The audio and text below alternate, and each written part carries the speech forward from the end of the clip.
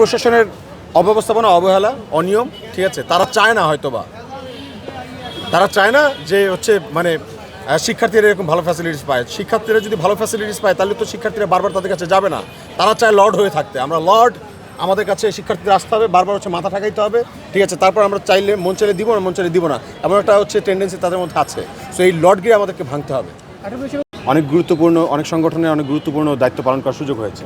National children task ফোর্সের president ছিলাম, ইউথনি hunger বাংলাদেশের ঢাকা ডিস্ট্রিক্ট কোঅর্ডিনেটর ছিলাম। তো এই প্রোটোকলগুলো না আমরা বুঝি।